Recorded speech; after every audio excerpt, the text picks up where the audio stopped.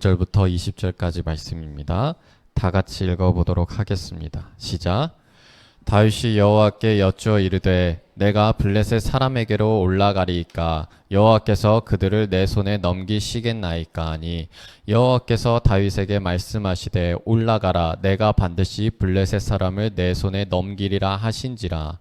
다윗이 바알브라심에 이르러 거기서 그들을 치고 다윗이 말하되 여호와께서 물을 흩음같이 내 앞에서 내 대적을 흩으셨다 하므로 그곳 이름을 바알브라심이라 부르니라. 아멘.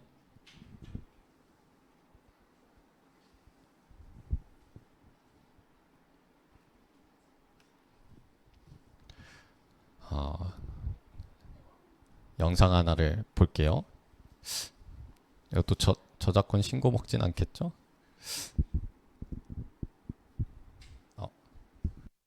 아빠가 딸들을 부르는데요.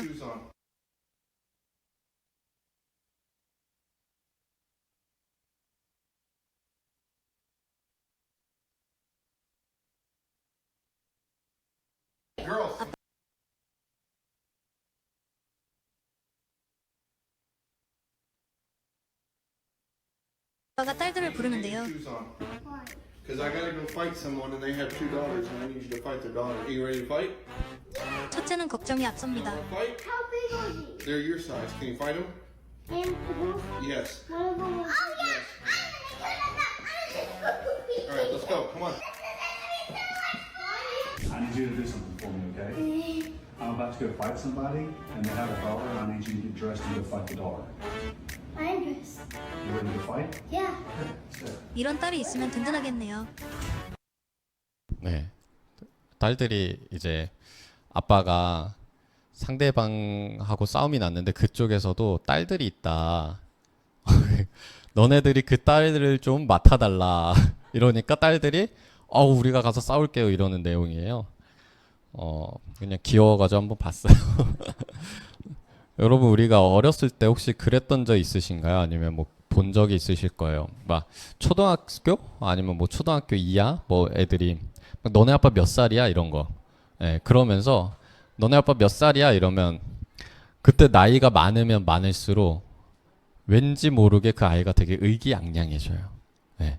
우리 아빠 막 몇 살이야. 그리고 우리 아빠가 너네 아빠보다 한 3살 더 많아 막 이러면서 의기양양해지고 혹은 막 너네 아빠 뭐해 뭐 우리 아빠 막 태권도 유단자야 막 이러면서 애들이 의기양양해져요. 네. 왜 그렇게 본인들이 이제 태권도 유단자도 아니고 본인들이 나이가 더 많은 것도 아닌데 아이들끼리 그렇게 우리 아빠가 더 나이가 많아 이러면 왠지 모르게 더 당당해지고 이러더라고요. 아이들의 싸움에서 어른들 싸움이 이렇게 넘어갈 때가 있다는 거죠. 이 얘기를 왜 하냐? 오늘이 이제 다윗이 지금 블레셋과 전투를 앞두고 있는 거예요. 여러분 다윗은 유다 지파의 왕이었어요. 그런데 그 이후에 이스라엘의 결국에 모든 장로로부터 기름 부음을 받고 통일 이스라엘이 탄생하게 되었어요. 그런데 여러분들 통일 이스라엘이라고 하면 지금 이스라엘 보면 짜그맣잖아요. 그리고 뭐 그 당시에 뭐 이집트 왕국도 그렇고 뭐 그 이후에 아수르 왕국이나 뭐 바벨론 제국 막 이런 나라들이 이제 있다고 해서 여러분들이 이스라엘을 되게 과소평가할 수도 있어요. 그런데 그 당시 그 정도 세력은 어마무시하게 강한 세력이라는 것을 알아두시면 돼요. 그러니까 여러분들 막 유럽에서 누구 왕, 무슨 공주 막 이렇게 하잖아요. 사실 그게요, 막 예를 들어서 뭐 제노바 왕국에 제노바 왕이 있다, 거기에 딸이 있다, 뭐 공주가 있다 이런데 거기가 사실은 강남구청만 한 거예요. 강남구만 한 거예요. 그러니까 우리가 생각하는 우리는 왜 그러냐면 한국도 아주 어떻게 보면 큰 땅덩어리예요. 어떻게 보면 그 나라로 보면 옆에 중국은 더 큰 땅덩어리가 있고 일본도 굉장히 큰 땅덩어리로 이렇게 민족 간의 싸움이 났는데 그 당시에 이제 중동이나 유럽 국가들 보면요 아주 잘게 쪼개진 민족 국가의 개념이었어요. 그렇기 때문에 그 당시에 이제 이스라엘이라는 민족들이 통일 왕국을 이루었다는 것은 그 주변에 엄청난 위협이 될 수 있다는 거예요. 그리고 그 다윗이 누구입니까? 쫓기던 사람인데 블레셋 지역에 가서 망명을 하면서 그곳에서 광야에서 막 숨어 지내던 사람이 이제는 왕이 됐으니 지금 블레셋 사람들이 얼마나 경각심을 가지고 있었겠어요. 완전히 이제 경제 1호의 대상이 된 것입니다. 그런데 하나님께서 이스라엘 민족들에게 하나님께서 아브라함에게 약속을 해주셨죠. 너의 민족들이 너의 자녀들이 별들의 수만큼 많아질 것이다. 굉장히 불어날 것이다 하셨는데 그 약속을 지키셨어요. 그래서 통일 이스라엘 왕국의 그 인구수가 60만 명에서 90만 명 정도 된다고 해요. 굉장히 많은 것입니다. 그런데 블레셋은 그 정도 인구수가 되지가 않아요. 그런데 왜 성경에서 블레셋이라고 하면 이스라엘 민족들을 항상 괴롭히고 항상 이길 수 없는 존재고 항상 두려움에 떨고 항상 전쟁에서 패하고 하나님 없이 싸웠을 때 패하고 그랬을까? 왜 그랬냐 했더니 여러분이 옛날에 주몽 본 적 있으세요? 주몽 드라마? 주몽 드라마에 그 이름이 맞나? 그 모팔모라고 기억나세요? 막 목소리가 엄청 허스키하면서 그쵸. 대장장이죠. 예. 그 대장장이가 허구한 날 맨날 똑같은 장면, 맨날 똑같은 대사, 맨날 똑같은 말로만 나오는 게 뭐냐면 철 만드는 거, 철. 그래가지고 철이 됐냐? 안 됐습니다. 됐냐? 안 됐습니다. 더 시간이 필요합니다. 더 연구해야 됐냐? 안 됐다. 됐냐? 안 됐다. 이거 가지고 계속 씨름을 하면서 굉장히 비중 있는 모습으로 나오잖아요. 왜냐? 지금 이 시대가 딱 청동기와 철기 그 사이 시대거든요. 그럼 여러분들 짐작이 되실 거야. 지금 이스라엘 민족들은요. 고작해야 청동기 시대의 무기를 들고 있고요. 블레셋 사람은 어떤 사람들이냐면 철기의 무기를 들고 있는 사람들인 거예요. 그리고 블레셋 사람들은요. 상비군을 가지고 있고 굉장히 강력한 전사들을 가지고 있었어요. 그러니까 지금 이스라엘은요. 행정체계도 뭣도 없고 그냥 인구수만 많은 땅덩어리만 큰 그런 국가고 블레셋은 소수 정예 그리고 무엇보다 중요한 거는 철기 무기를 가지고 있었다는 거예요. 그 철기 무기를 가진 강력한 군대가 다윗이 이대로 가면 너무나 강력한 국가가 될 것 같으니까 그 전에 미리 싹을 밟아버리기 위해서 온 거예요. 그런데 이스라엘이 얼마나 허접하냐면 지금 어떤 상황이냐면 그 블레셋 사람들이 르바임 골짜기에 가득한지라 이미 가득한지라 이거 얼마나 허접해요. 국경 수비 뭐 그런 것도 없어요. 이미 코앞까지 그 군대가 다 이르는 거예요. 그리고 철기 무기를 가지고 청동기와 철기 무기는 그냥 한번 결합만 해봐도 그냥 칼들이 뭐 막 댕강댕강 부러지는 그 정도 하늘과 땅의 차이 정도를 가지고 있는 것이에요. 그러니까 지금 다윗이 굉장히 강력한 상대, 굉장히 풍전등화와 같은 위기, 그러한 상황에 놓였다라는 것이에요. 그런데 지금 그러한 다윗이 오늘 말씀에서 보시면 뭐라고 하냐면 여호와께 여쭈어 이르되라고 한 거예요. 하나님께 물어본 거예요. 지금 우리식으로 따지면 기도를 했다라는 거예요. 다윗이 기도를 했습니다. 어떻게 기도를 하냐면요. 내가 블레셋 사람에게로 올라가리이까 여호와께서 그들을 내 손에 넘기시겠나이까 이렇게 물어본 거예요. 지금 다윗이 한 행동이 무엇이냐면요. 하나님 이거 어떻게 해요? 라고 물어본 거예요. 하나님 저 어떻게 해요? 한 거예요. 그런데 지금 이 다윗이 하는 이 물음이 이 기도가 단순히 하나님 답을 주세요가 아니라 이게 뭐냐면요. 아까 얘기를 했죠. 딸들하고 싸워야 되는데 딸들 너네 가 이거예요. 우리 아빠가 몇 살이고 우리 아빠 막 태권도 뭐 유단자라고 한 걸 다윗이 지금 하는 거예요. 하나님 나 어떻게 해야 돼요? 이것은요, 물어보면서 뭘 해야 되냐? 하나님을 부른 거예요. 너 우리 아빠 짱 센데? 우리 아빠 데려오면 너네 아빠 꼼짝 못할 텐데? 우리 아빠 최고인데? 우리 아빠들끼리 한번 싸워봐. 이걸 지금 다윗이 시전해 버린 거예요. 네. 그러니까 하나님 아버지, 제가 이렇게 물어보는 것도 아니라 자기들의 인구수를 믿고 싸움을 하거나 하나님한테 묻지도 않고 싸움을 하거나 혹은 항복을 하거나 자신의 생각과 자신의 판단으로 하는 것이 아니라 하나님한테 물어봄으로써 하나님한테 그 모든 지금의 역할과 부담과 해야 할 일과 싸움의 결과와 전쟁과 이 모든 것을 하나님의 책임으로 떠넘겨 버린 거예요. 이건 내 싸움이 아니라 하나님의 싸움이다. 하나님이 어떻게 하시겠냐. 하나님 해달라. 이렇게 해버린 거예요, 지금 다윗이. 그러니까 하나님께서 말씀을 하시는데 내가 반드시 블레셋 사람을 내 손에 넘기리라 하신지라. 지금 하나님 뭐라고 했어요? 내가 라고 했어. 내가. 네 손에. 지금 하나님이 그래 너 지금 하나님을 이렇게 하나님을 앞세워서 하나님 좀 싸워주세요 하니까 그래 내가 싸우겠다. 내가 이겨주겠다. 라고 한 거예요.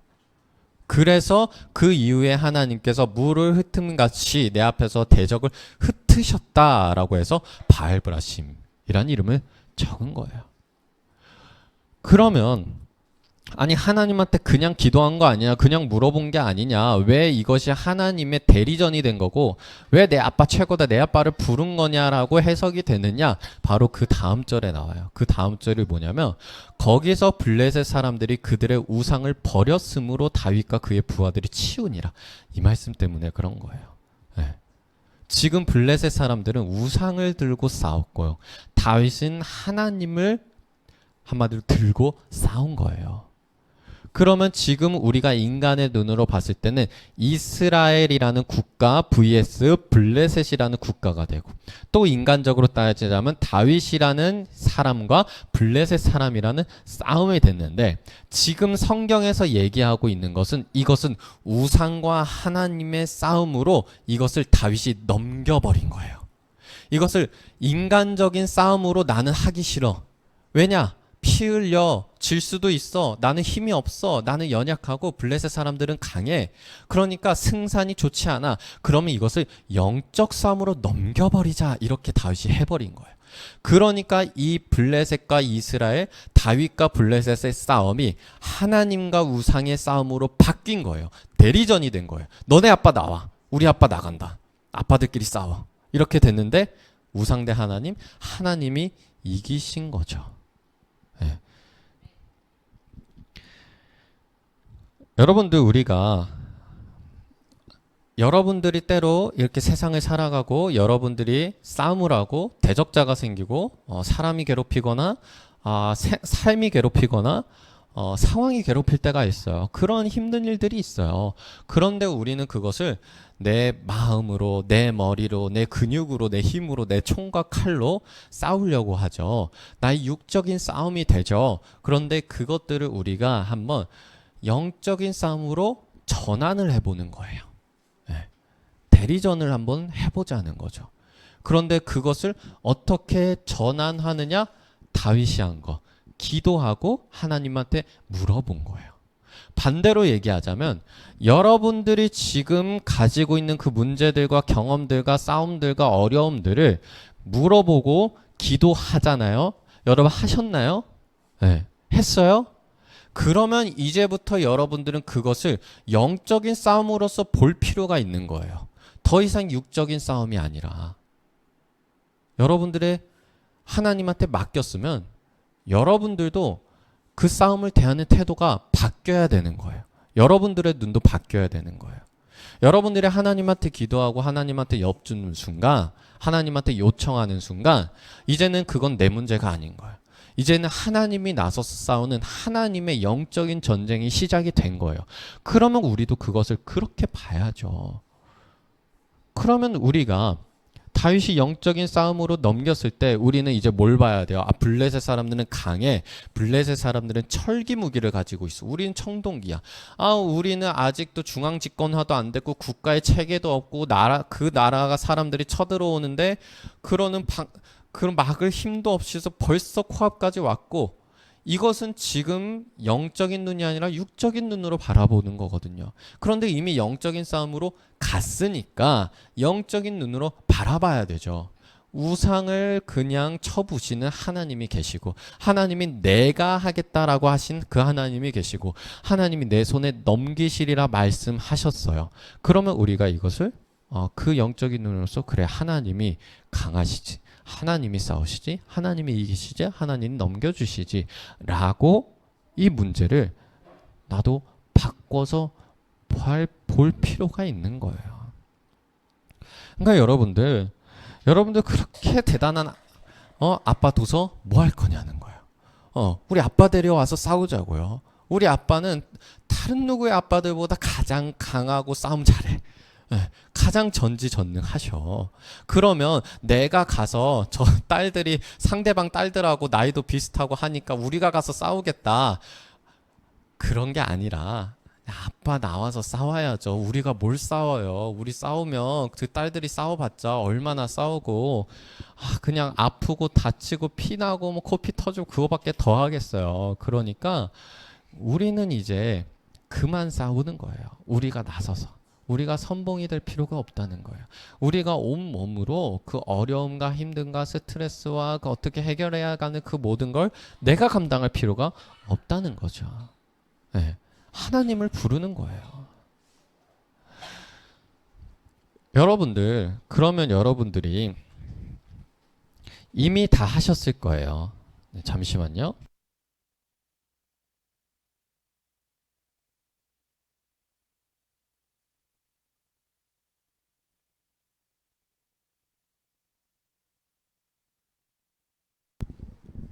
네. 혹시 몰라서 저 배달을 시켰는데 혹시 배달 기사 전화할까봐 그럼 잘 못 찾거든요, 여기를. 네. 그러면 여러분들이 기도하셨죠? 물어보셨나요? 이제는 모든 일에 그렇게 하는 거예요. 모든 일에. 그래서 모든 일을 내 싸움이 아닌 하나님의 싸움으로 자꾸 넘겨버리고 책임을 전가해버리고 부모 싸움으로 우리 가버리는 거예요. 자꾸만 물어보고 기도하는 것으로. 그리고 그렇게 물어보고 기도하셨으면 이제는 이거는 내 싸움이 아니라 내 손을 떠났다라고 믿는 거예요. 이것은 영적인 싸움이다라고 믿는 거예요. 그러면 여러분들 승산을 다시 계산하세요. 네, 승산을. 내가 싸울 때 쓸 때 승산으로 계산하시면서 스트레스 받지 마시고, 하나님이 싸웠을 때 승산을 다시 계산하신 거예요. 아마 계산하시 보시면 승률이 100% 보장될 거예요. 네. 그러면 이것을 오늘 말씀은 상대방하고 그러니까 대적자와의 싸움이라고 했잖아요. 그러면 이것을 대적자와의 싸움으로만 우리가 적용하는 것이 아니라 우리의 현실적인 문제도 그렇고, 내 가정의 문제도 그렇고, 내 어려움에도 그렇고, 아니면 내 건강도 그렇고, 모든 일에 이 말씀을 한번 적용을 해보는 거예요. 내가 이긴다. 이것이 영적인 싸움이고 하나님이 싸우시기 때문에 우리 승리한다. 이 일이 해결될 것이고, 내가 나을 것이고, 내 가정이 회복될 것이고, 이 문제가 회복될 것이고, 이 모든 것이 하나님께서 내 손에 넘겨주신다라는 그러한 영적인 눈으로 바라보는 것들이 필요하다는 거예요. 네. 이렇게 정리하자면 첫 번째, 여러분, 기도와 묻는 것으로 하나님께 계속해서 맡기는 거예요. 그렇게 하면 이 싸움이 육적인 싸움이 아니라 영적인 싸움으로 넘어가게 됩니다. 두 번째, 그러면 이게 이제는 영적인 싸움이 됐어요. 그러면 이것을 영적인 싸움으로서 바라보는 거예요. 영적인 싸움으로서 승산을 다시 계산하시고요. 영적인 싸움으로서 하나님이 어떻게 하실지에 우리는 집중해보는 거예요. 네, 기도하도록 하겠습니다. 하나님 아버지, 우리가 싸우면 승산이 없어 보입니다. 어려워 보입니다. 우리가 다칠까 염려가 됩니다. 내가 그 어려움 앞에 정말 목숨을 잃을까 염려가 됩니다. 주님, 우리의 아픔과 우리의 싸움, 하나님, 우리를 대적하는 자들, 우리가 가진 문제들, 우리가 가진 병들, 모든 것을 우리가 하나님께 넘기며 영적인 싸움으로 다시 바라보게 하여 주시옵소서. 주님, 그랬을 때 하나님께서 100%의 확률로 모든 승률을 하나님 보장하시면서 승리하시는 하나님을 우리가 바라보고 경험하게 하여 주시옵소서. 예수 그리스도 이름으로 기도하였습니다. 아멘.